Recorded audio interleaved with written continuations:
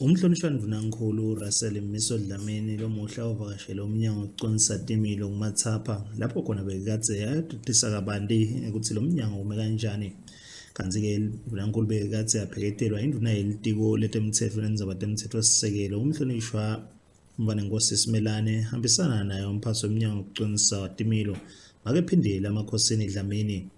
Mvunankhulu afika kulo mnyango ube nelithuba lekukhulumisana nalabo labagcine kwimikhathi kulo mnyango lapho ashito khona ukuthi basenhlitweni yakhe uhulumende njengoba ufisile ukuthi nabaphuma ngekhathi babe ngilabo laba batawuphinze babe nenhlalakahle nababuyela ngaphandle esiveni.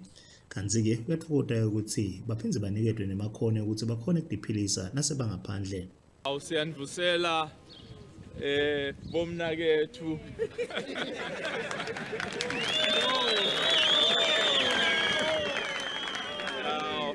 Siqala ngikubonga nje ukuthi sesithole ithuba lokubona esibhaqa lesihle kangaka cha kuyagithwa muhle lo msebenzi wenu ningabashayela tandla futhi.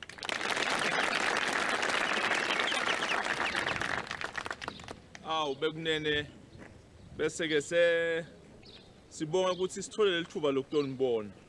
Siyathi ukuthi uhulumende welive wenda tonke taba ukuthi inhlala kahle yenu la ibe ngiyo leyamukelekile emhlabeni wonke jikelele nokuthi ke nase kufika isikhathi sokuthi niphume niye ekhaya nikhone futhi nibe nendlela yekudiphilisa. So siyabonga ukuthi sinibone siyanithandazela ukuthi uNkulunkulu abe nani. Inkosi inibusise.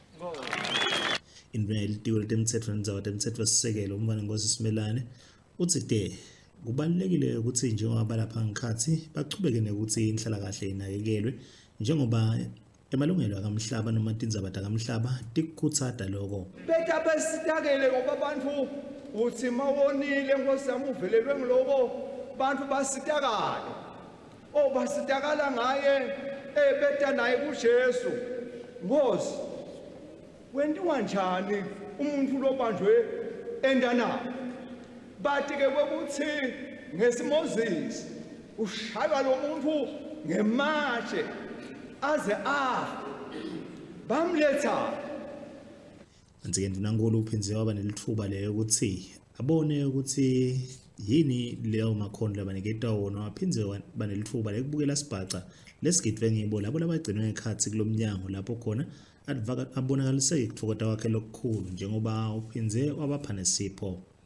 Ngikhimbali Mavuso endzabeni temsakato eChile eMaswati titfombe ngumnyango wokuconisa timilo lovisi namahlala esangweni.